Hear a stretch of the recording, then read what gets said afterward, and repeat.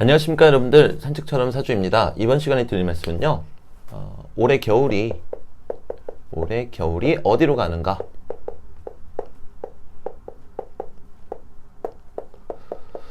올해 겨울은 다른 해 겨울보다도 조금 의미가 있다고 할 수 있겠습니다. 그 이유는요, 우리가 작년이 신축년이었죠. 그리고 재작년이 경자년이었습니다. 자, 신축년하고 경자년은 명리적으로 봤을 때 대단히 추운 계절이었습니다. 추운 해였습니다.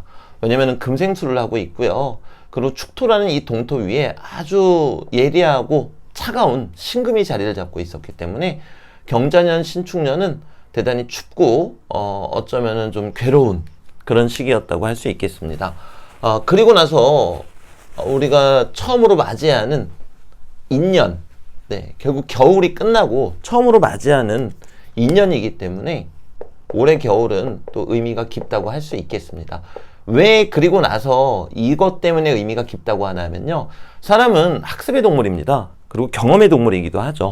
하지만 경자년, 신축년에 우리는 이렇게 추운 세운을 맞이할 수밖에 없었기 때문에 거기에 대한 여파가 아직도 남아있을 것이고, 또한 두려움도 역시 남아있을 것이다, 이렇게 말씀드릴 수밖에 없겠는데요. 올해는 인목이 들어왔어요. 인목이 들어왔고, 이 인목은 결국에는 묘목, 정말 봄의 절정으로 간단 말입니다. 자, 그럼 우선 올해 겨울이 의미가 있는 첫 번째 이유는요, 너무나 추웠고 괴로웠는데 또 추운 계절이 오니까 움츠러들 수 있기 때문에.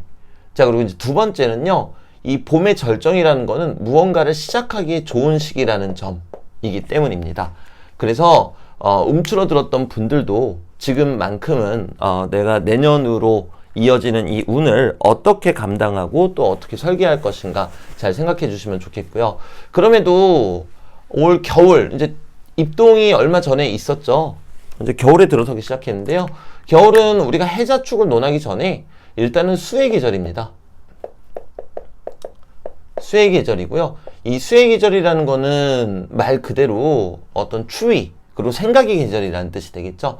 하지만 월운은 수의 계절이지만 세운에서는 이제 나무가 들어오고 있습니다.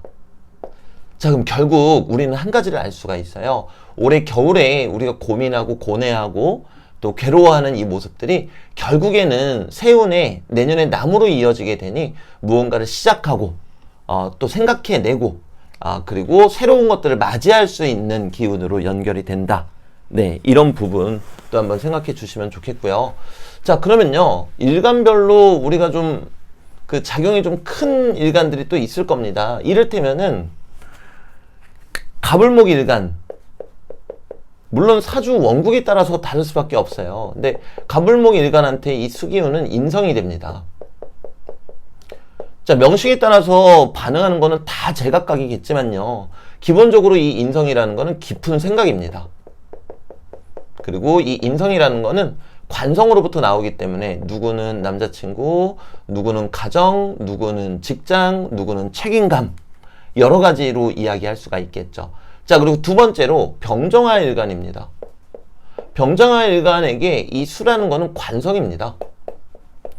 이 관성이라는 거는 말 그대로 나의 직장, 조직 또는 진로, 그리고 가정, 심리적으로는 책임감, 이런 것들을 뜻하고 있기 때문에 갑을목 일간하고 병정화 일간들에게는 더더군다나 조금 괴로운 이 월운이 되지 않을까 싶습니다.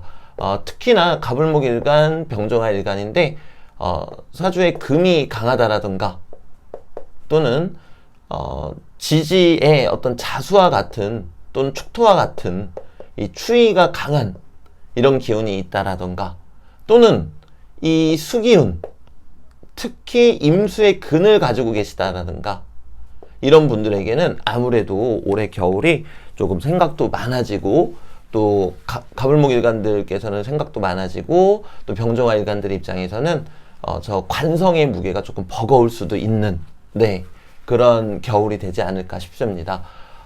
이렇게 말씀드리면은 이제 다른 일간분들이 조금 서운하실 수 있으니까요. 무기토 일간분들 입장에서는 이 수기운이 결국에는 재성이죠. 근데 이 재성이 결국에 남으로 향한단 말입니다. 그럼 나무는 관성이 되겠죠. 그렇기 때문에 이 재성을 통해서 내가 관성으로 향해 가는 시기가 되겠다. 이렇게 말씀드릴 수 있겠고요. 또 경신금 일간 분들 같은 경우에는 이 수기운이 식상이 되겠죠. 그러면 이 들어오는 이 식상의 기운이 결국에는 나무로 가게 되니까 재성으로 가게 되겠다. 자, 이거는 그래서 일간별로 어떻다라는 거죠. 이렇게 설명드릴 수가 없어요. 왜냐면 사주 명식마다 전부 다 다르잖아요.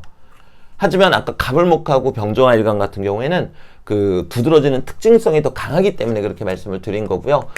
조금 더 말씀을 드리자면은 경신금 일간 같은 경우에는 식상이라는 게 내가 관을 이렇게 박차고 나가고 싶은, 그리고 뭔가를 새롭게 추구해보고 싶은 그런 기운이겠다. 이렇게 말씀드릴 수 있겠죠. 그러면서 결국에 재성이라는 거는 내가 어떠한 목표를 갖게 된다.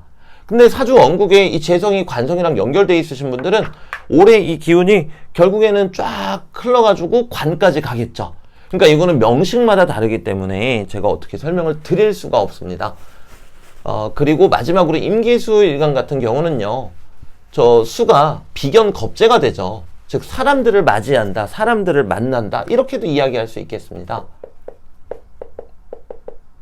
수기운이 비겁이 됩니다. 비겁이면 사람들이 되겠고요. 또 명식에 따라서는 이 사람들 때문에 괴롭고 힘들 수도 있겠고, 또 어떤 명식은 같은 임계수일간이더라도 이 사람들로 인해서 내가 행복하고 웃을 수가 있겠죠. 근데 결국에는 이 부분이 목으로 간다라는 거니까요. 식상으로 가게 된다.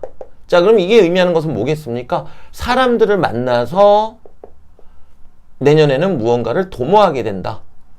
이렇게도 말씀드릴 수가 있겠죠. 그리고 계속 드리는 말씀이지만 명식마다 다르다는 점. 다만 갑을목 일간하고 병정화 일간에게는 올해 겨울이 조금 의미가 크다라는 거. 그리고 다른 일간 분들에게는 이렇게 제가 천편일률적으로 말씀드릴 수가 없고요. 그 명식에 따라서 많이 달라질 수 있다. 근데 여기서 우리가 놓치지 말아야 될 게 있어요. 이 수기운, 일간별로 이 수기운은 다른 십성을 가지고 있지만 수기운은 수기운이라는 겁니다. 깊은 성찰, 그리고 생각, 고민이라고 이야기할 수가 있겠죠. 그래서 우리는 이 수기운에 자칫 침몰당하면은 이 부분이 우울감이 될 수가 있어요.